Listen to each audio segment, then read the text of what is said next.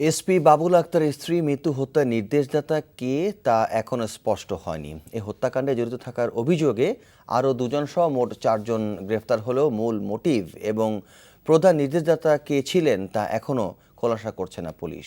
খোদ স্বরাষ্ট্রমন্ত্রীও নির্দিষ্ট করলেন না বাবুল আক্তারের ভূমিকা। বিস্তারিত জানাচ্ছেন ফাহাদ মোহাম্মদ। আলোচিত এসপি বাবুল আক্তারের স্ত্রী মিতু হত্যায় চট্টগ্রাম পুলিশ আরও দুজনের গ্রেফতারের খবর জানিয়েছে। চট্টগ্রামের চাকতায়ের রাজাখালী এলাকা থেকে দুটি অস্ত্রসহ ভোলা ও মনিরকে গ্রেফতার করে পুলিশ। প্রাথমিক জিজ্ঞাসাবাদে ভোলা স্বীকার করেছে মিতু হত্যায় ব্যবহৃত অস্ত্রটি সেই সরবরাহ করে। তার দেখানো মতে মনিরের কাছ থেকে অস্ত্রটি উদ্ধার করে পুলিশ।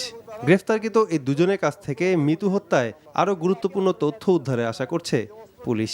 গতকালকে রাতের বেলা তাকে ভোলাকে গ্রেফতার করা হয়েছে এবং জিজ্ঞাসাবাদে সে এই অস্ত্রটি হত্যাকাণ্ডের আগে যে হত্যাকাণ্ডে যারা জড়িত ছিল তাদেরকে সরবরাহ করার কথা এবং ঘটনার পরে অর্থাৎ হত্যাকাণ্ড শেষে এই দুইটি অস্ত্র তাকে আবার ফেরত দেওয়া হয়েছে, এই বিষয়টি সে স্বীকার করে।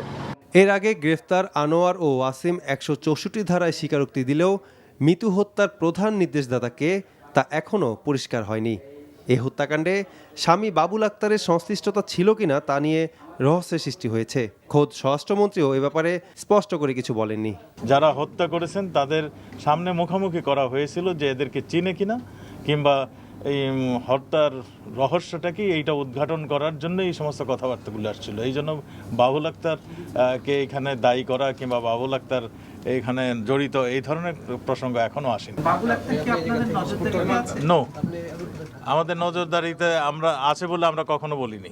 গত 5 জুন সকালে ছেলেকে স্কুল বাসে তুলে দিতে যাবার সময় নগরীর জিসি মোড়ে সংঘবদ্ধ চক্র মিতুকে গুলি ও ছুরিকাঘাতে হত্যা করে। এই ঘটনায় মিতুর স্বামী বাবুল আক্তার বাদী হয়ে মামলা করেন। Fahad Mohammad, NTV news, Dhaka.